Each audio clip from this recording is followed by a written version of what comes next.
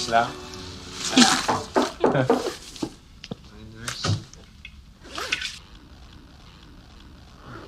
Buti na padalaw ka na. Narinig ko kasi kay Belly na ngayon daw yung alis mo, kaya naisip ko dumalaw na rin. Belly, kayong dalawa, tulungan nyo nga ako. Oo, to, kaya mo ito. Isang kalam, kamay lang mo. Tama na, sige na. Sige na.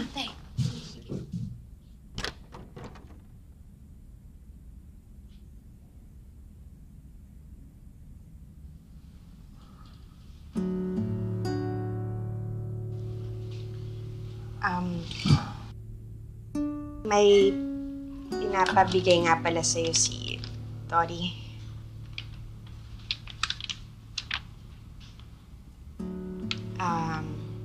Hindi pa yata ako nakakapagpasalamat sa'yo, Leon.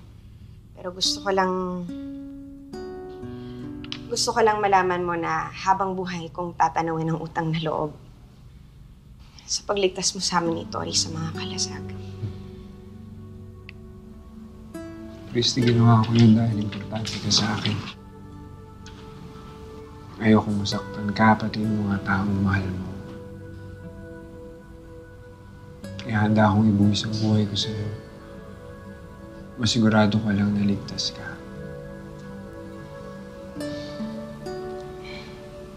Sobrang laki na talaga ng nagbago mo, Leon. Ikaw ang dahilan kung bakit naging ganito ako.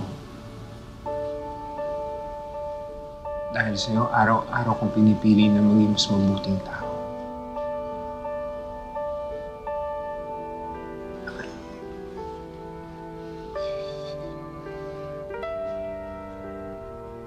Kaya huwag kang magpasalamat sa akin dahil iniligtas mo yung buhay mo, Christy.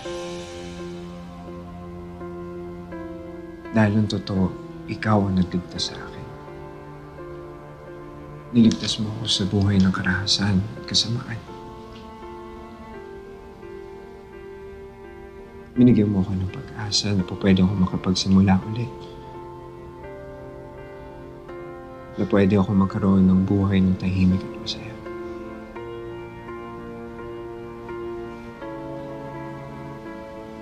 Kaya maraming salamat, Christy.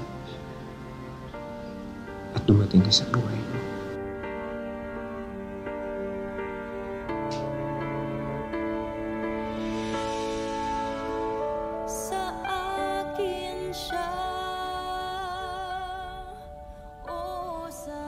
See? Kaya naman never dumalaw sa'yo si Christy. Kasi si Leon na ang inaasikaso niya. Siguro naman ngayon naniniwala ka na sa akin. Naka-move on na si Christy. Kinalimutan ka na niya. And it's time for you na kalimutan mo na rin siya.